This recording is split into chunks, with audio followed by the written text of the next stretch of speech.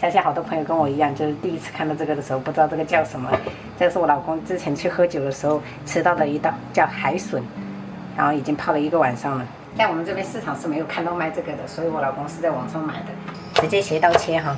在我们这边的话，一般只有大排档才会出现这道菜。锅里水烧开，我们下入这个海笋，因为它表面有粘液，我们可以来点香醋啊，去一下粘液，给它煮个2分钟。今天也算我第一次吃这个食材，以前我也不知道有这个海笋这个东西。给它打捞起来，放到冰水里面给它冰镇一下。接下来是制作凉拌汁，然后小米辣跟线椒我们都切圈。碗里准备一点干辣椒，等下一起鸡油。蒜末是必不可少的。接着我们淋入热油，激发香味。调味我们盐加少一点点。关键的是这个白糖啊，加入2勺。这样的松茸鲜没有就用味精哦。酱油大概1勺半，香醋也是1勺半哈，1比1。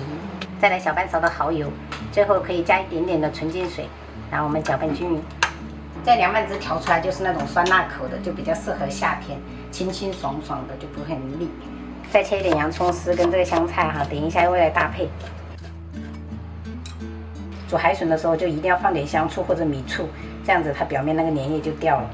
然后我们先给它打捞起来，再用凉白开给它淘洗一遍，就全程不要接触生水。然后再把这个水倒掉就可以了。这样子看的话，感觉挺像海带的。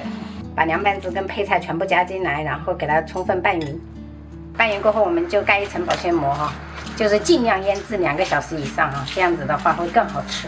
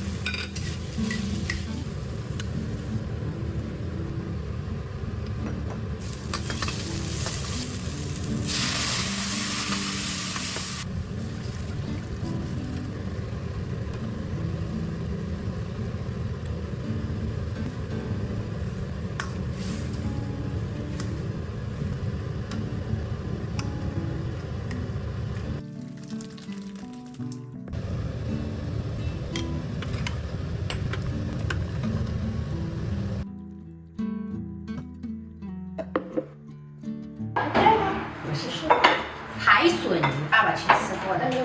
海笋，有点像海带。有点像海带。一顿吃多少弄多少，这些留一些，然后晚上配粥。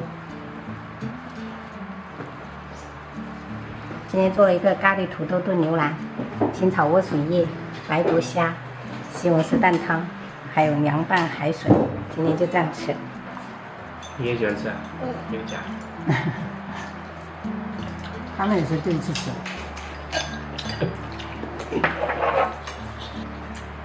其实就是跟海带差不多。哦，对。你要吃筋是吗？有啊，我买的还是有带筋的。对。这是什么？这是筋，看好一块直接夹，不能这样子一直挑，这个这么好吃啊？很脆啊。夏天煮这个西红柿蛋汤也挺好喝。喝2碗好饱。多喝点。爸爸。